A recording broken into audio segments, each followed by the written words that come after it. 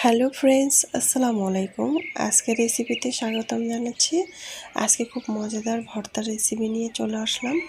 আমি এখানে ভর্তা বানানোর জন্য 4 পদের সবজি নিয়েছি। এখানে কাঁচা টমেটো নিয়েছি, পাকা টমেটো নিয়েছি, তারপরে আলু নিয়েছি, কাঁচা আলু, তারপরে সিম নিয়েছি, বেগুন নিয়েছি। এটাকে আমি সিদ্ধ করে নিয়েছি। দেখুন, কাঁচা টমেটোটাকে একদম পোড়া পোড়া করে নিয়েছি।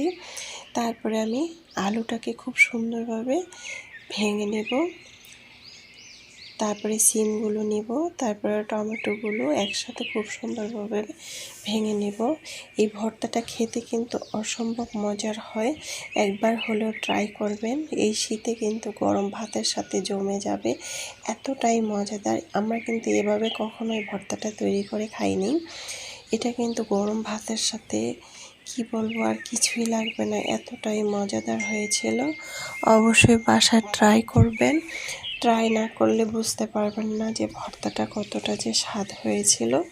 তা আমি একসাথে সবগুলো মেখে নিচ্ছি। আলু, টমেটো, বেগুন, তারপরে সিম, তারপরে কাঁচামরিচটাও আমি সিদ্ধ করে হালকা ভেজে নিয়েছিলাম খুব সুন্দরভাবে। এখন আমি সবগুলো একসাথে মেখে নিচ্ছি যাতে একদম মাখা মাখা হয়ে যায়। একটু অল্প অল্প চাকা চাকা থাকলে সমস্যা নাই আলুটা। তারপরে পেঁয়াজ আর রসুন একসাথে আমি ভেজে নিয়েছি, এটাকে হালকা করে ভেজে নিয়েছি। তারপরে শুকনো মরিচ 4-5টা নিয়েছি, হালকা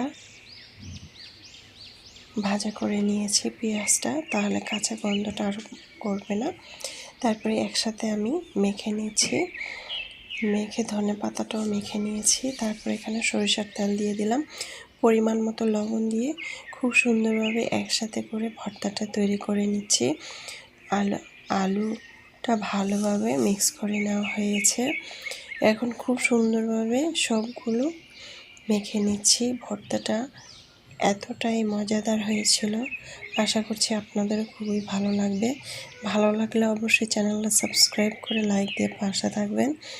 এখন আমি একটি বাটিতে পরিবেশন করে নিচ্ছি। মাশাআল্লাহ, দেখতে খুব সুন্দর হয়েছে, খেতে তো আলহামদুলিল্লাহ এতটাই মজাদার হয়েছিল ভর্তাটা।